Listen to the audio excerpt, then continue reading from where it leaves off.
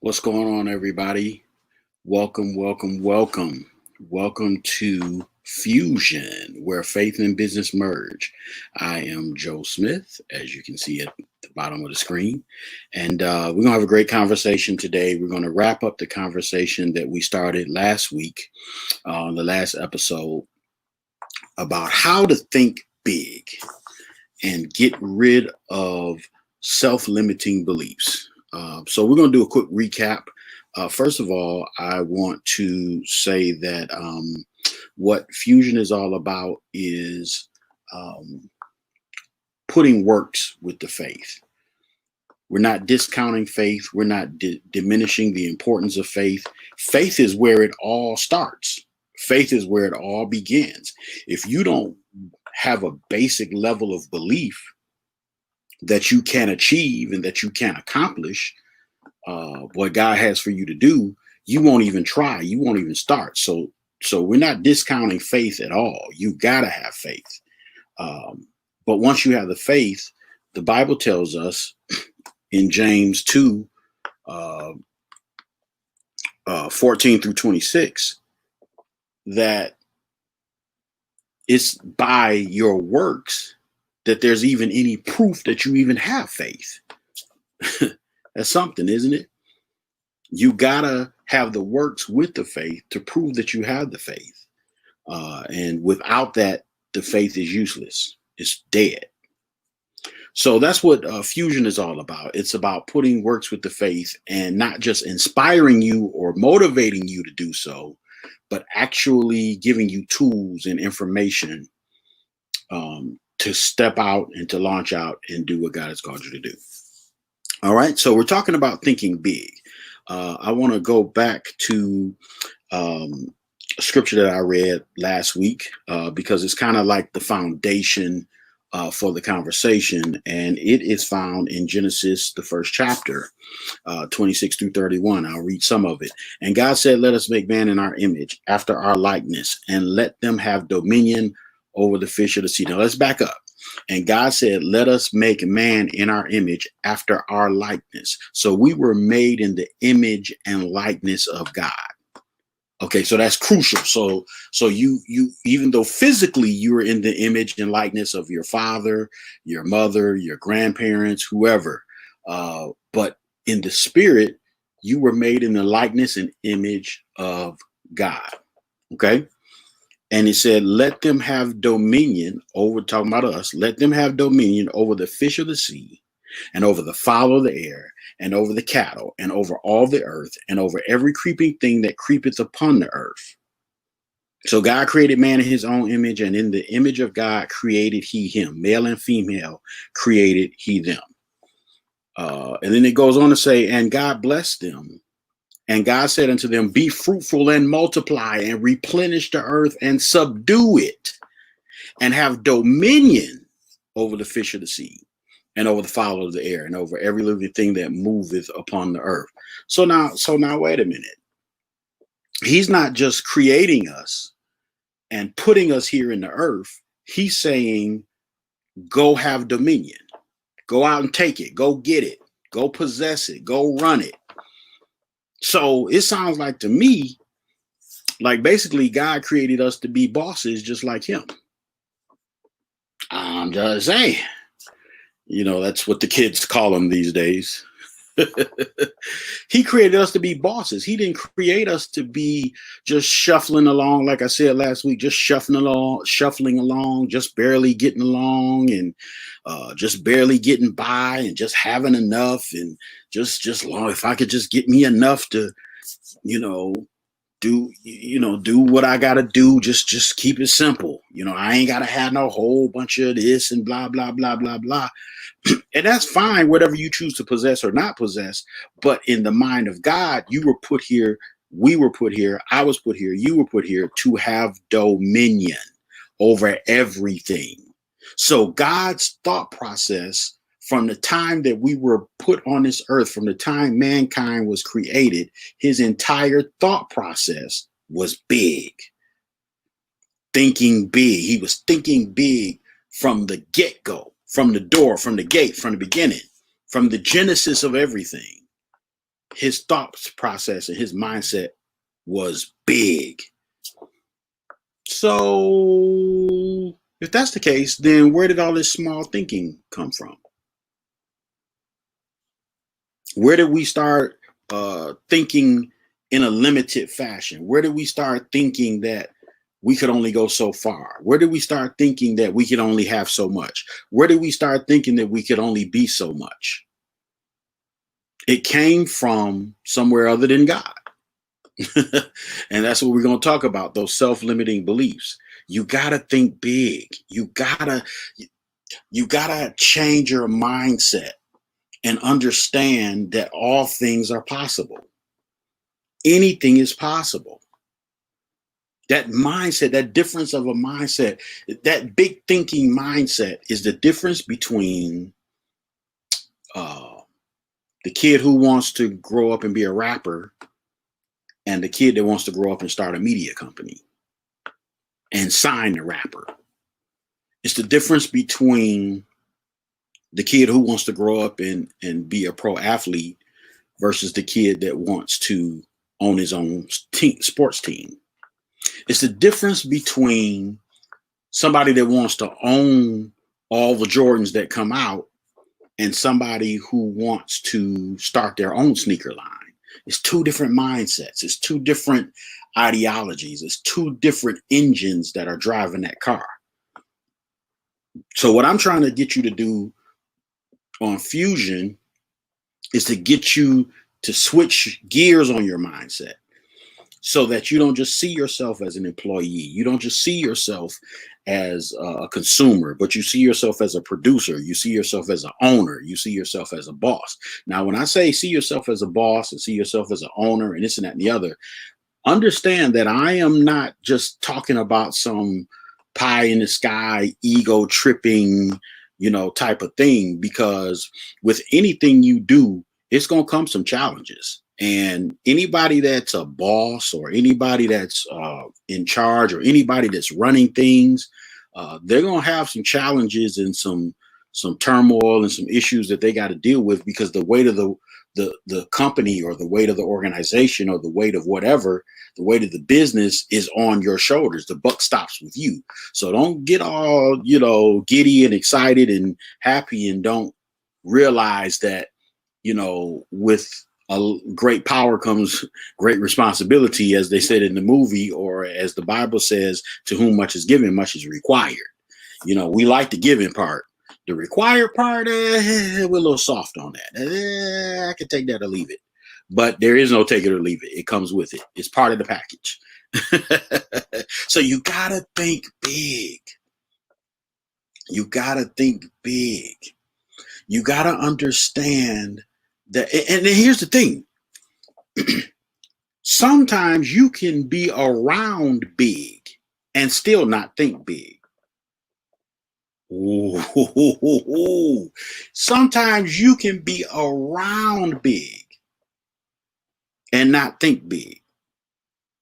Some of you all work at big companies. Some of you work for big organizations. Some of you go to big churches, big ministries. Some of you have friends or family members that are big, doing big things, and yet you still think small. How can you be in the midst of greatness?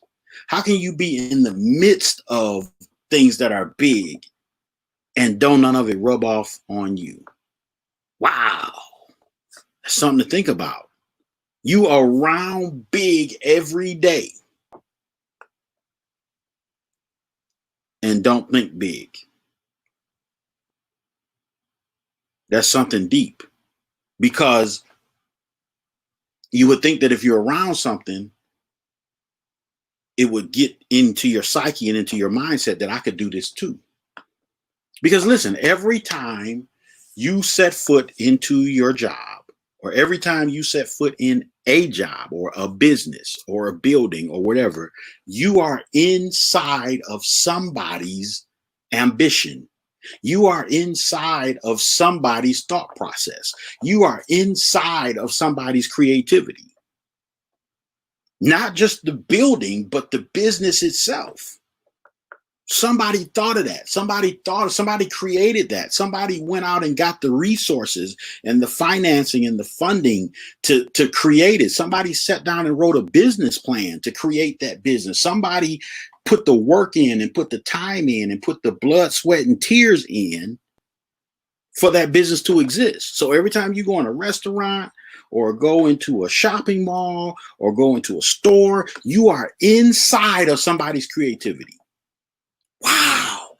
You are inside of something that somebody conceptualized and brought from the intangible world to the tangible world. And I challenge you today to understand that those people are not aliens from another planet. Those people are not some type of, special powered superheroes of entrepreneurship that came down here and started businesses. Those people were people just like you. I mean, when you think about the fact that so many of these businesses and so many things that we patronize every day, that's what makes it real to me. So many things that we patronize every day is named after the person that started it. McDonald's was named after the guys who started it. It was the McDonald brothers. Now, Ray Kroc actually is the one who took over the business and scaled it. But the McDonald brothers is who started McDonald's. And I mean, we could go on and on and on and on and on down the list of businesses that are named after people, from clothing lines to hospitals to, every kind of business you can think of that are named after. You think that's just the name of the business, and you're not even realizing that's the person's last name that started it. J.C. Penney was a person. Okay.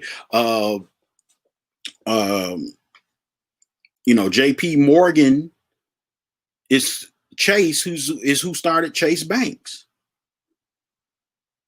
So every day you're inside of somebody's vision. Every time you drive a Ford or get in a Ford or ride in a Ford, you're inside what Henry Ford created. Wow. That's deep, man. And so my thing is, I'm trying to get you to understand that they're no better than you. You can do the same thing. You can, if we can drive a Ford, we can drive a Johnson or a Jenkins. What kind of car is that? A Jenkins? When it started you a car line. Yeah, that's a Smith right there. Come on, people. You got to think like that. Every time you put on somebody's clothing, Tory Burch is a person. That's not just somebody created a clothing line or created a purse or created some shoes and made up a name to go on there. Now, people do that too, but Tory Burch is an actual person. Every time you see somebody with those little flats on with the little gold thing on the top of the toe, them upside down tees, that's somebody's creation. So what's stopping you from creating? You got to think big. You got to think big. I talked about last week how God gave us all imaginations, and how when we were young, our imaginations used to run wild. How we used to create games and create imaginary friends and create. We would sit and play by ourselves and see, make up whole things like people are there. Make up a whole game like somebody's there. You talking to them and everything.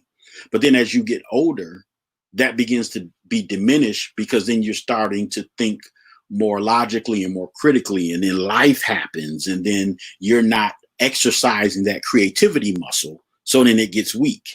It's just like any other muscle. If you don't use it, if you don't exercise it, it gets weak. But you got to get back to your imagination and not think with your adult mind of thinking that imagination is just stupid, but thinking with your child mind that I'm imagining this and I actually believe that it can come true. That's what it's in you for. It's your imagination is put in you so that your world doesn't have to stop or end at the boundary of reality.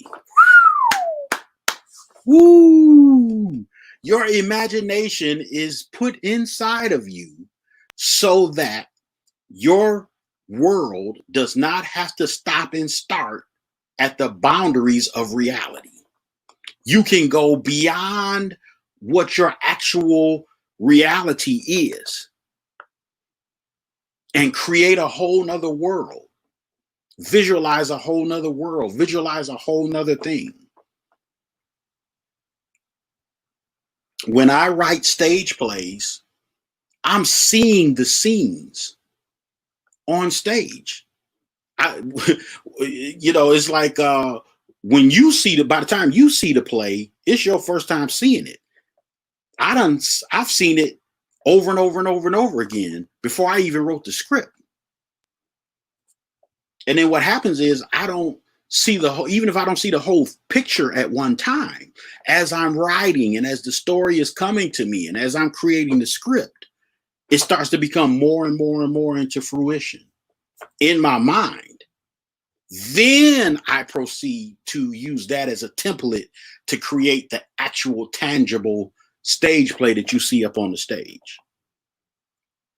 And it works that way, not just with people who are in the business of the arts like me, or like music producers, or like filmmakers, or whatever, artists or dancers or whatever. You can do that with businesses. You can do that with companies. You can do that with everything else. You can do that with your nonprofit. So you gotta think big. If my thought process stopped at what was realistic, quote unquote, or what actually only existed in real life today, there would never be a stage play.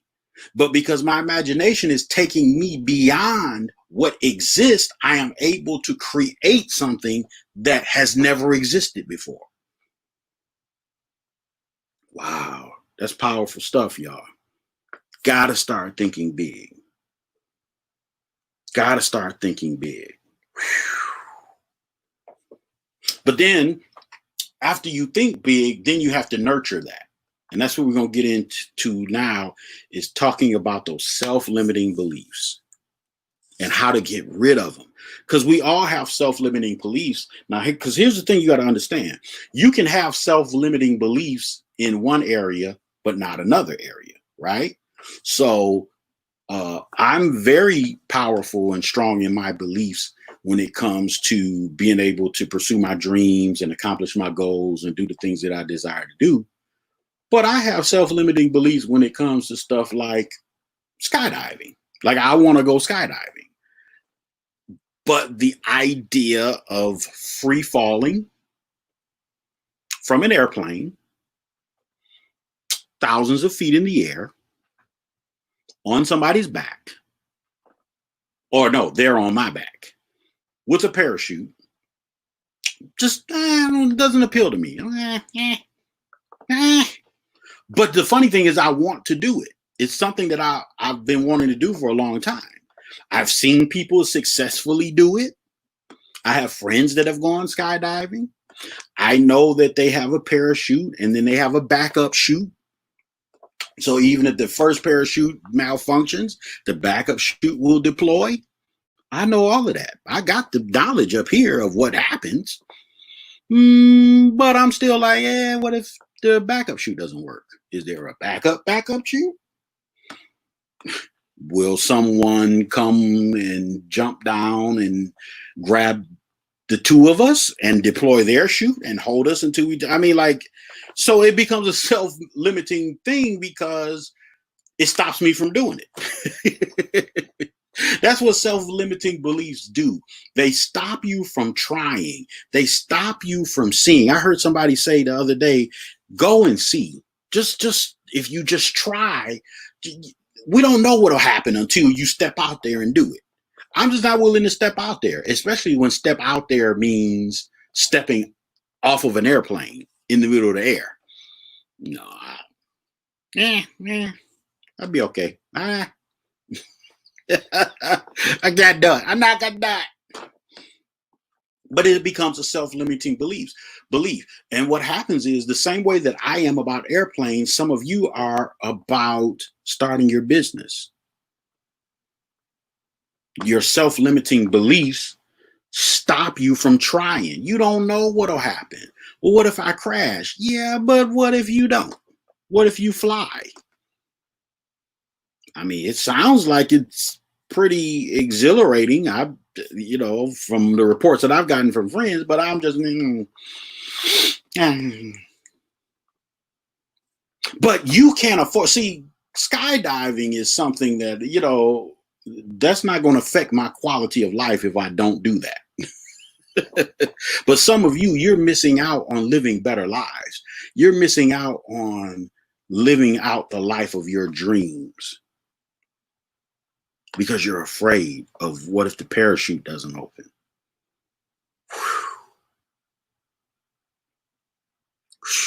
I talked about last week how we've been designed by God to expand our thinking. We're not designed to be small. We're designed to expand our minds. It's like a computer that comes with extra memory slots. You can expand the power. You can expand the capabilities of that computer by putting more memory chips in there. So my computer came with 16 gigabytes of RAM. I expanded it to 32, but it expands all the way up to 64. It expands to 64 gigabytes of RAM. So I'm not getting all the power that it has. Some of you in your lives right now, you're not getting all the power that's been put in you. And a lot of that is due to self-limiting beliefs. Now, last week we talked about what are self-limiting beliefs. They are assumptions or perceptions that you have about yourself and about the way the world works. These assumptions are self-limiting because in some way or another, they're holding you back from achieving what you are truly capable of. Oh, man. These assumptions are self-limiting because in some way, they're holding you back from achieving what you are capable of. You got 64 gigabytes of RAM potential, but you only got operating on 16 gigs. You're like, what does that even mean, sir? RAM affects how fast your computer processes things, right? So when I'm editing films or I'm mixing a song or producing a song in the computer, how much RAM I have determines how fast it is at processing the video or processing the music. And so when you don't have enough RAM in your computer, you can tell because as you're editing, it starts to slow down, it starts to lag, it starts to drag, or you hit the space bar for the video to start playing and you get the little wheel because it's trying to catch up. It's trying to keep up with the load that's on it. Whereas if I put more RAM into it, it'll process faster and easier. So some of you all are not moving as fast and moving as efficiently in life. You're not accomplishing the things you should be accomplishing because you're not expanding to your full potential. Self-limiting beliefs happens when you take your truth and use it to override the truth. So if the truth is that you have the potential to be a very powerful CEO or founder, but you don't believe so, well, I'm not good at this, I'm not good at that. I've never been a CEO before. I've never founded a tech company before. I've never started a blog before. I've never created a podcast before. I've never written a book before. I don't even think I would be good at that. I don't really like writing that much and blah, blah, blah. So you do all of these things and they become limiting beliefs because you've taken your truth and used it to override the truth. And the problem is sometimes the truth is not revealed until you step out and do it. So you don't know how good of an author you are because you didn't do it. You don't know how great of a podcast creator you are because you haven't done it. You don't know how good of a blogger you are because you won't step out and do it.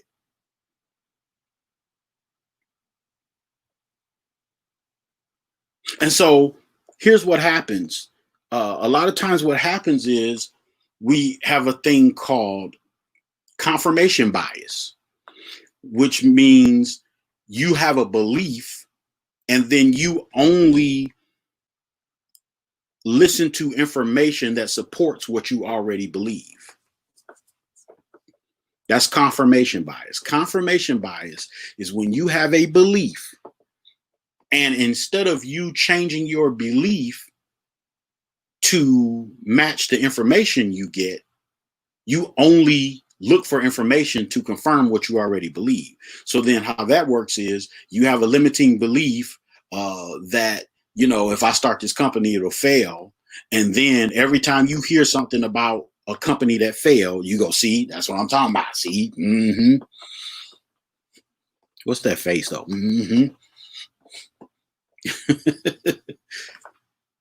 Confirmation bias will kill you. Be careful of confirmation bias. Okay, so there's three types of self-limiting beliefs. There's unhealthy beliefs about yourself. Okay, so that's thinking that you're not good enough, thinking that you're not smart enough, thinking that you don't have what it takes to be successful, thinking that you don't have what it takes to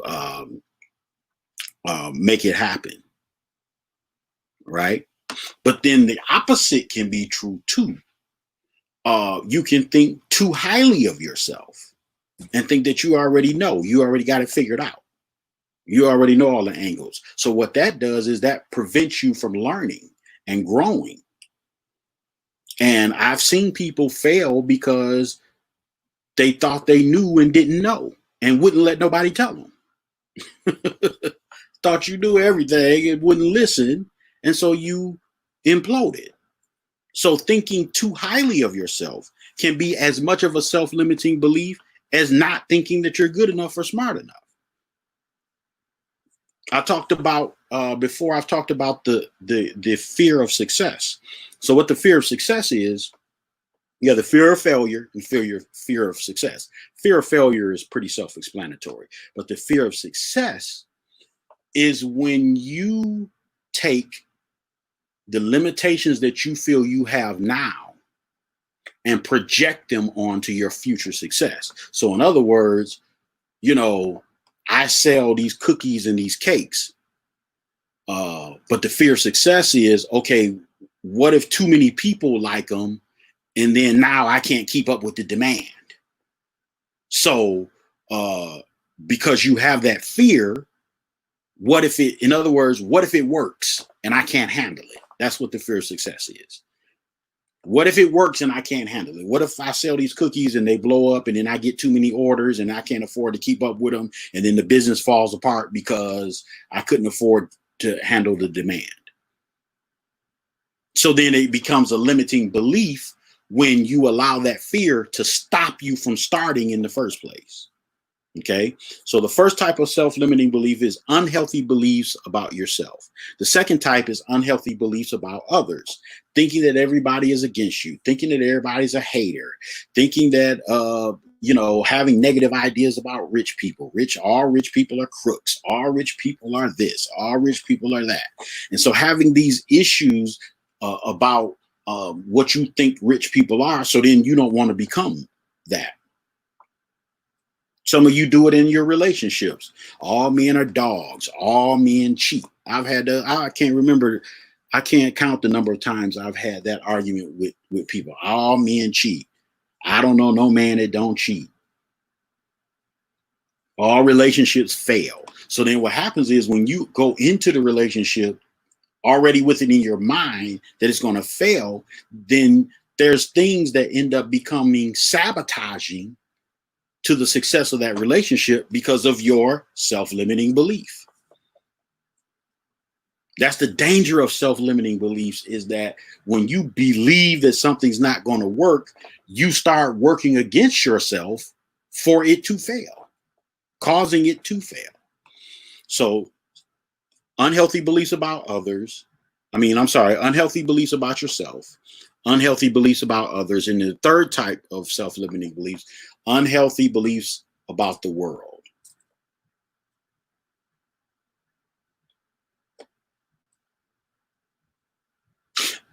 I remember I was on a Twitter post arguing with a guy because he was talking about all the reasons why black people can't start businesses. Some people, they got a problem for every solution. So this guy's talking about how, black people don't start. Somebody posted something about black people starting businesses. So this guy, the pro-black Hotep type, oh, black people can't start businesses because we can't get finance for bank loans the way, white people can. So I came on the post and I said, well, first of all, sir, I said, bank loans are not the only way to get funding to start a business. And I said, as a matter of fact, most businesses don't start with bank loans. Most businesses start through bootstrapping it, or what they call family, friends, and fools. People who will invest money to get you off the ground. Depending on what kind of business it is, a lot of people get angel investors. They get venture capitalists that come in, and it's different ways that businesses get started other than just bank loans. But he's got it in his mind that because of racism, that black people can't get loans. And yes, access to capital is a problem for a lot of businesses, but there's a lot of avenues out here to get funding. But because he already believes that it's a futile effort, he ain't looked into none of that. So his self-limiting belief kicked in because of his view about the world, to the point to where he hasn't even sought any knowledge about other funding sources, other ways that you can get money to start a business. Shoot. Some people get it off the street. I know a lot of successful businesses that were started with street money. So my thing, and I'm not saying that I suggest that, but what I'm saying is that when you just get it in your mind that the world is racist, and because I'm black, they're not going to give me a loan the way they would give a white person. So that's why we can't start businesses. That's why I don't subscribe to, even though I know racism is real, and even though I know that there are challenges out here, I don't fill my head with that stuff, because it'll bring a spirit of discouragement and defeat into me, to where before I even try something, I'll have it in my head that it's not going to work because I'm black, and they're not going to let a black person into this sector, or they're not going to let a black person into this zone. When the reality is, now that if I believe that would be my truth, but the truth is there's plenty of black people that's in places they quote unquote are not supposed to be, whether it's in corporate America, whether it's in the business world, whether it's in the political world. There's plenty of black people in places where somebody said, oh, ain't no black person gonna go in there. That's a limiting belief. You can't buy into that stuff. And then going back to the confirmation bias, then what we'll do is every instance of somebody having racism come against them, we'll use that as our, see, I told you. See, I told you. See, that's what I'm talking about. They ain't let no black person, blah, blah, blah. The person who's successful is the person who doesn't listen to that and doesn't think that way, and they press forward and go forward anyway. I want to read this scripture to you. Somebody told me, I heard somebody speak on this, and it was so deep. It was something I had never thought about. It's Luke, the 5th chapter, the 3rd through the 7th verse. And he entered into one of the ships, which was Simon's, and prayed him that he would thrust out a little from the land.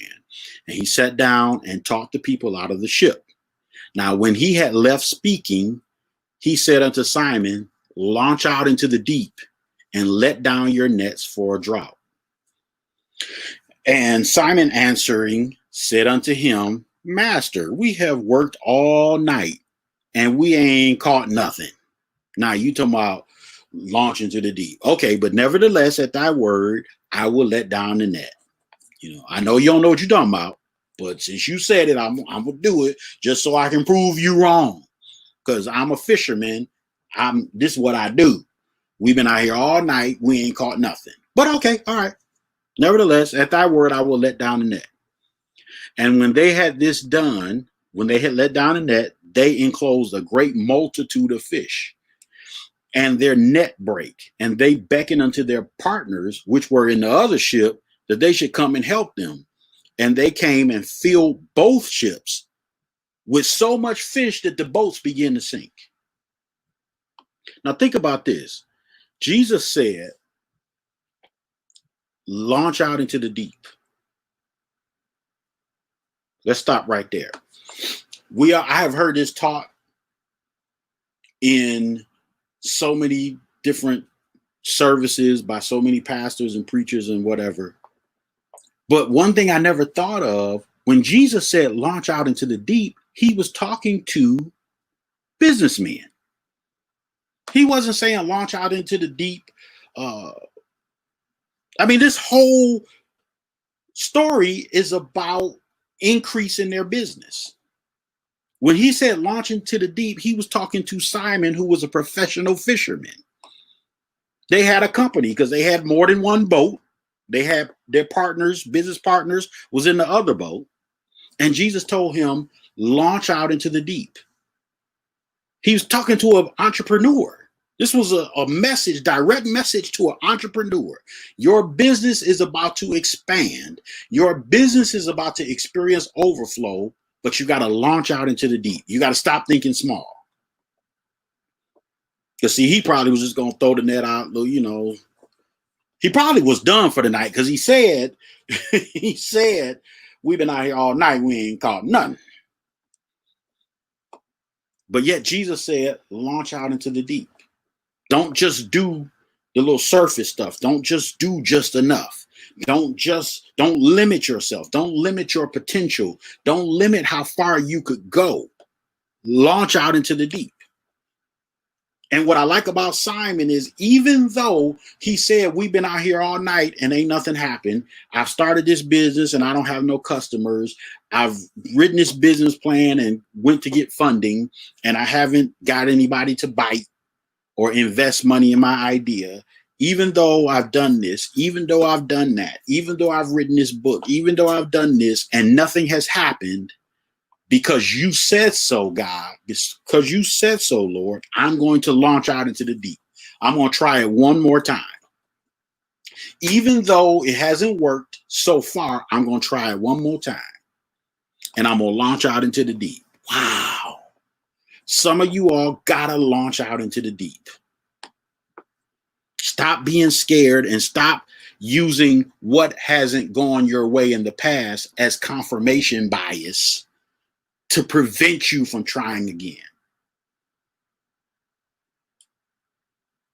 You got to try one more time.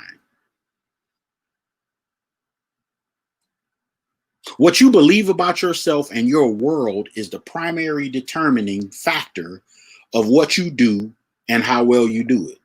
How you see yourself. You are not a statue. You're not etched in stone. You're not fixed in one place. The qualities that you have are fluid. They can be changed. They can be molded. They can be shaped. They can be expanded. They can be grown. But you got to believe that. So let's talk about how to get rid of your self-limiting beliefs. Okay. One of the things that you have to do, and you got to do this because your beliefs turn into self-fulfilling prophecies. Your beliefs turn into self-fulfilling prophecies. Your beliefs turn into self-fulfilling prophecies, good or bad.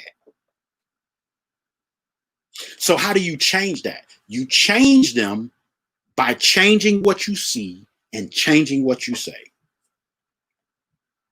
You have to change what you see and you have to change what you say. Change the things that you input, your mind and your subconscious mind are shaped by the things that you see with your eye gates and the things that you hear with your ear gates and the things that you confess out of your mouth. Your subconscious mind is like I call it like a DVR recorder that's always on. It records everything you see, everything you hear, everything that you say.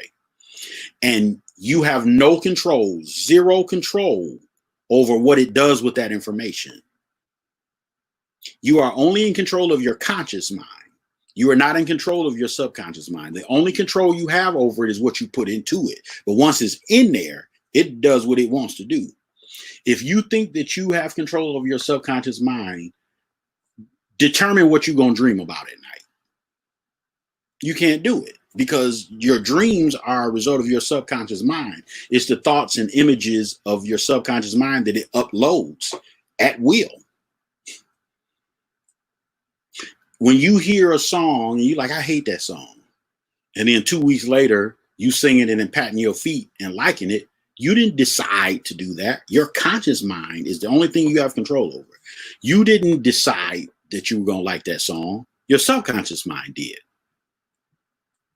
You have no control over your subconscious mind except for what you put into it. And so how you develop those self-limiting beliefs is because of what you put into your subconscious mind through what your parents showed you or told you, things you experienced in your life, something you read, something a teacher told you, something a relative told you, something you watched a friend go through. All kinds of places this negative information goes into your subconscious mind, but you can change it by changing what you put into it. One of the things, I call it your mental diet. You have to change your mental diet. So one of the things you have to do is start reading about, watching, or watching documentaries, watching YouTube videos. Start reading and watching stories of people who started from nothing and became successful. Gary Vaynerchuk, he's an entrepreneur that I follow. Gary Vaynerchuk said something so powerful. He said, if somebody else has done it with the same circumstances that you had, then that means it's possible. He said, if somebody else has done it with the same circumstances as you, then you have no more excuses. There are no excuses. If somebody else had the same circumstances that you came from, and here they are successful, then that's the blueprint. Well, guess what? There's plenty of those kind of stories, plenty of rags to riches stories out here. Start reading them. Start looking them up. Look up Oprah's story. I don't care how you feel about Oprah. Look at her story. Look at where she came from to where she is. Look at Paul, what's his name? Jean Paul, the guy that owns the hair salons and the hair care products. Read his story. Just go on YouTube and type their name in and just read their story of how they became successful. 80% of millionaires in America right now are first generation wealth. They didn't come from wealth. They came from middle-class families, poor families, just like some of us. Many of us, as a matter of fact. Start reading those stories, and not just one time. You have to continuously read those stories. You have to continuously read those autobiographies. You got to continuously read the stories of people that started right where you are today, and now they're where they wanted to be. And I mean, some of those stories are miraculous of how people started and the obscure circumstances that they came from. And then look where they are now. I'm not talking about athletes. I'm not talking about entertainers. I'm talking about CEOs and moguls and people like that who own and control stuff. That's what I'm talking about. That's what I'm interested in. I'm not interested in an athlete unless that athlete is taking his millions and flipping it into business and flipping it into ownership. You know, one of my favorite stories is Magic Johnson. I watched and saw how he talked how when he played for the Lakers, even though he had a great successful career, he said he wanted to learn business. And he said he went to this business mogul in LA because he was playing for the Lakers, of course. He went to this big entertainment business mogul, and he said somebody hooked him up with the meeting, and he walked in the meeting, and the guy basically told him like, "Yeah, I'm not interested. You know, all you athletes, you know, you say you want to be businessmen, but y'all just talking. You know, I'm not interested." And so he said he had to prove to this guy that he was serious about being a businessman. He said, so the guy said, when you wake up in the morning and you open a newspaper, what's the first part of the paper you read? And he said, the sports section, of course. He said, see, that's what I'm talking about. You want to be a businessman, why are you reading the sports section first? Why wouldn't you read the business section? Why aren't you reading the Wall Street Journal? Why aren't you reading business books? And he was like, bet, got it. I'm on it. And he started reading the Wall Street Journal. He started reading the business section of the newspaper. He started educating himself. He started changing his mindset. He started crafting, redrafting, and reshaping his mind. And guess what? Everybody's not going to go with you, and everybody's not going to get it. Magic Johnson talked about how when he would talk to his teammates and be like, hey, man, you know, you should check into this business and blah, blah, blah, blah, blah, blah, business, investing, woo, woo. He said they wasn't feeling, man, whatever. Now this man is worth hundreds of millions of dollars, and he's making more money post NBA than he did when he was a pro ball player. And I see a lot of athletes, you know, doing the same things, you know, trying to do the same things. LeBron James immediately comes to mind, how he's getting into production and he's getting into doing other things. I remember, rest in peace, Kobe Bryant. I watched several interviews with him where he was getting into tech investing and getting into venture capital. And, you know, he was doing his thing. Like, that's where you got to go. So any athlete that's not on that, I'm not interested. I don't care how good you can dunk a ball, because you can get injured and your career could be over. Then what? What else do you know how to do? So I'm always more interested in the person who owns the team than I am in the person who plays for the team. So you got to change what you put into your mind. You got to start reading success stories on a regular basis. You got to start putting into yourself, speaking out of your mouth into yourself, that you can be successful, that you are successful, that your idea will work. And even if it doesn't work, you got a better idea that will work. You know what I'm saying? Like, you got to keep, because I mean, let's be real. You know, a lot of entrepreneurs go through several business ideas until they find the one that propels them to success. But the point is, the reason why they're able to do that is because they have it in their mind that they're going to be successful. So even if one thing don't work, it doesn't diminish that feeling of I'm destined to be a success. It doesn't change it one bit. So even if something doesn't work, you just pick up and try something else. That's how this works. That's how you do this. That's how this is done. You got to change what you see. You can't sit up and watch reality TV all day. You can't sit up and watch a whole bunch of drama and a whole bunch of arguing and a whole bunch of fighting and stuff. That stuff corrupts your mental diet. It corrupts your mindset. It's like eating junk food all day. It's like every day eating fast food instead of eating clean. You got to eat clean up here. The books you read. Romance novels are cool. But what does reading a romance novel, how does that empower you? It may entertain you, and there's nothing wrong with a certain amount of entertainment. Don't get me wrong. But all you read is romance novels. You better read you a book on how to start a LLC, or read a book on how to, you know what I'm saying, how to open a food truck or whatever your thing is. Why aren't you reading books on that if this is what you said you want to do? How is reading romance novels or reading steamy, you know, what's them Zane novel? What does that do for you? How does that benefit? How does that empower you and press you towards your goals? You sitting up reading Zane books. Zane got his bag.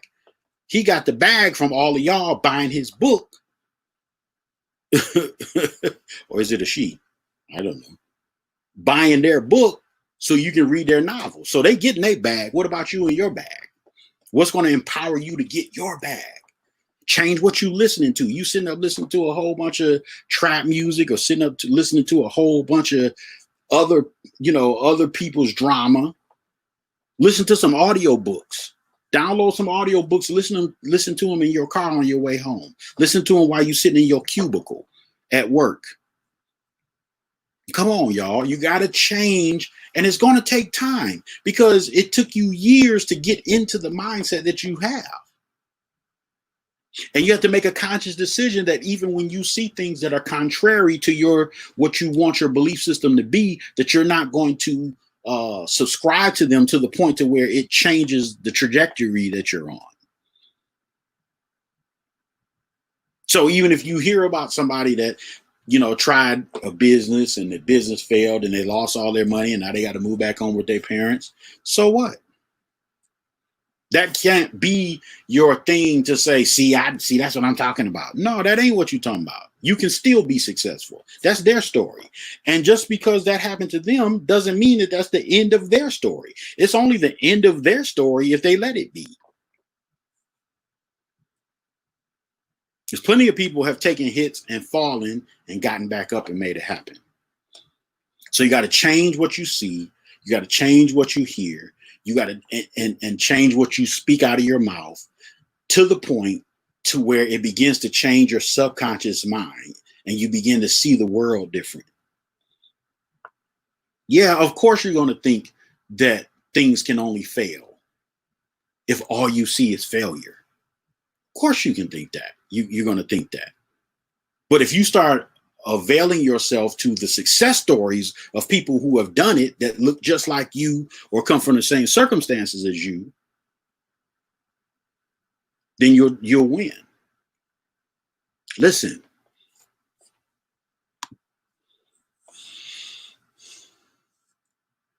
you got to understand that just because certain people may have certain advantages, just like we had Kelly on here a couple of weeks ago, comes from a wealthy family of privilege, that doesn't mean that it was automatically a layup for her to be successful.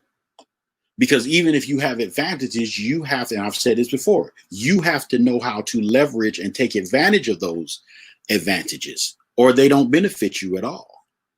There's plenty of people who come from wealthy families who are not successful. There's plenty of people who come from privileged families who are not successful. There's plenty of people who come from families and friends that are well connected and well resourced, and they still not successful.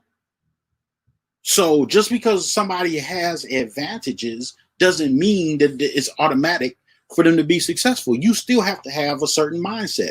You still have to believe that you can. As a matter of fact, a lot of people who come from wealthy families and things of that nature, they're under even more pressure and have more insecurity and self-doubt because they're trying to live up to what their dad did or what their mom did or, what their grandparents were, and that pressure causes them to fold.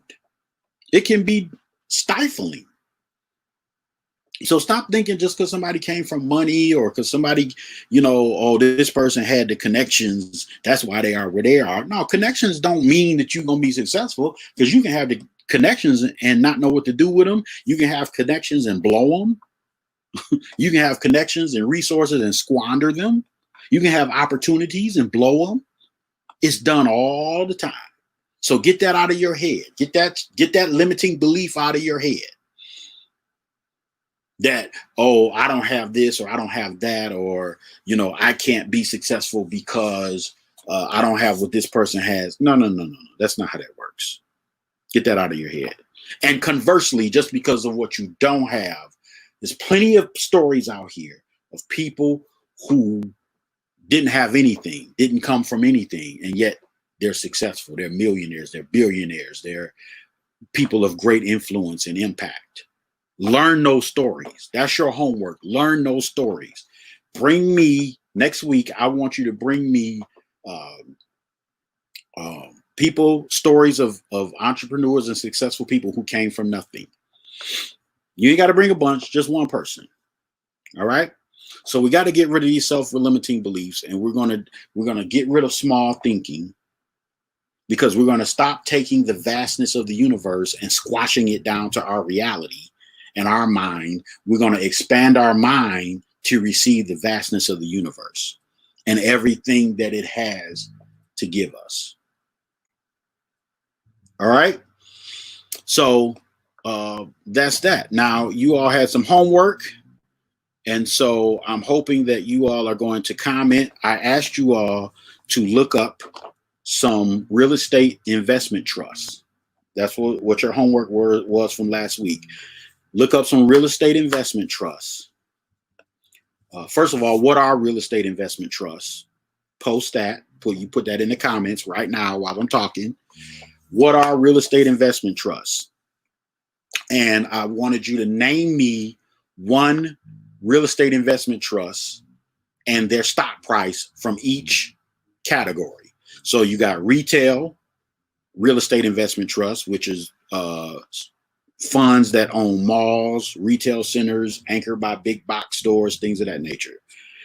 Retail, residential, which is apartment buildings, condos, student housing, that kind of thing. Offices, which are skyscrapers and office parks. Healthcare, which is hospitals, senior living facilities, medical office buildings. Industrial, which are warehouses, and infrastructure, which is fiber, cables, telecommunications towers, wireless infrastructure.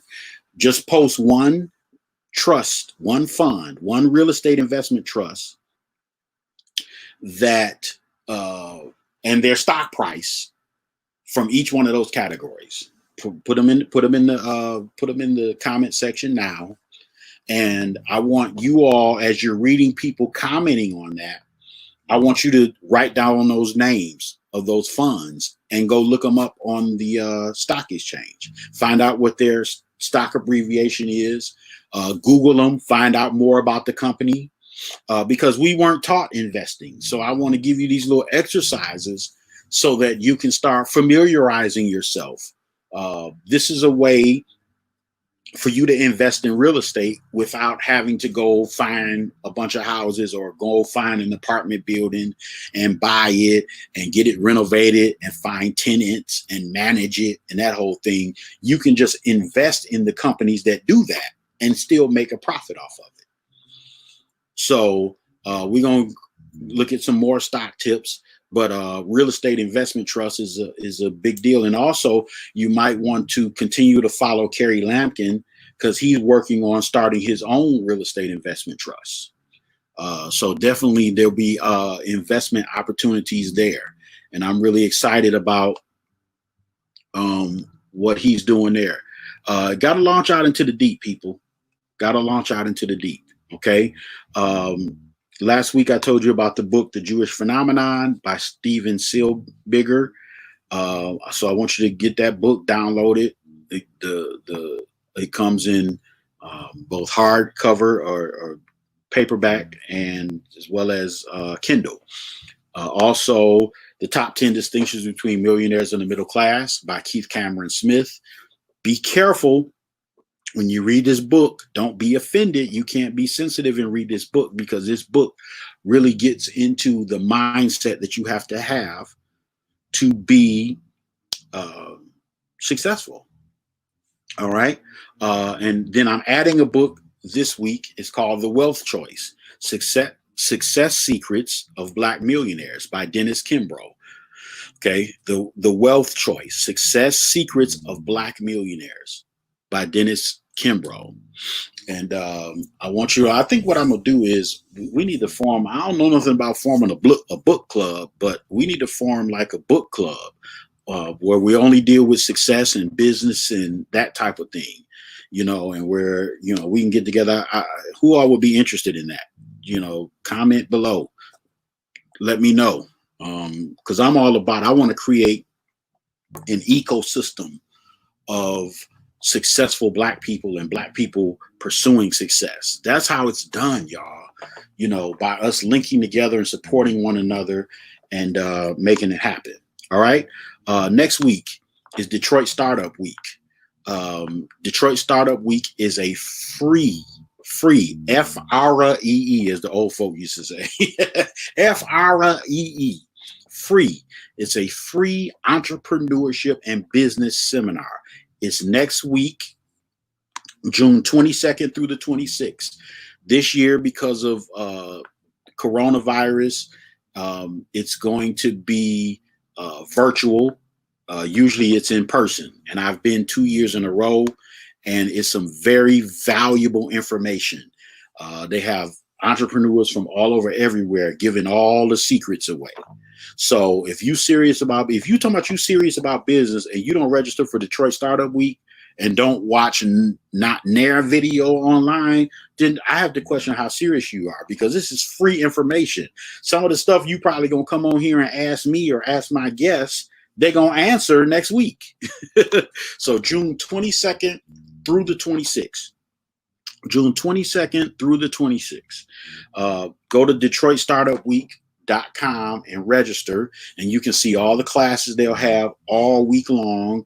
And I mean, they do everything from tech to, you know, starting an LLC or starting a corporation, or marketing, promotion, trademark, copyright law, coding. I mean, anything you can think of that's got anything to do with business, just go to the website, check it out, and you'll see. If you need to reach out to me at joesmithworldwide@gmail.com. If you want one of these super cool t-shirts, and we're going to make some other designs too. They're not going to all have this gold thing. We're going to have some that just have the word fusion without the little gold thing. And my niece, she makes these for me. She gonna make some glitter ones. So I know the girls, you guys like sparkly things. Guys, I'm not selling y'all no glitter t-shirt. Listen, for your wife or your girlfriend. You hear me? Don't you let me see you out with no sparkly fusion t-shirt on. Won't you do it? Okay, so if you want a t-shirt or a baseball cap or a mask, I gotta bring the mask so you can see it. Bring the mask fusion. It's got fusion on it. We want to turn this into a movement. Hit me at joesmithworldwide@gmail.com, or just and just let me know that you want a t-shirt. You can cash at me at Joe Smith Media. The t-shirts will be $20. So if you want a t-shirt, just cash at me $20 and let me know that you want a t-shirt and what size, and we'll get that out to you. And or if you just want to cash app just to support and say, hey, Joe, man, this thing is blessing me, so I want to be a blessing to you so you can keep going and keep doing your thing. I do incur costs to make this happen. And so if you just say, hey, Joe, I just want to be a blessing, man, this is really touching me. This is really helping me. This is really inspiring me. Just, holler at me. Let me get that little coin drop sound effect. And I will thank you so much. If you want to reach out and find me on Instagram or YouTube, it's Millionaire Joe. All these shows are on YouTube, are being streamed to YouTube as well as Facebook. So they're on my page, Millionaire Joe. Check that out. Okay. I love you guys, man. And the last thing before I get out of here is I'm working on for the fall a Fusion Live experience.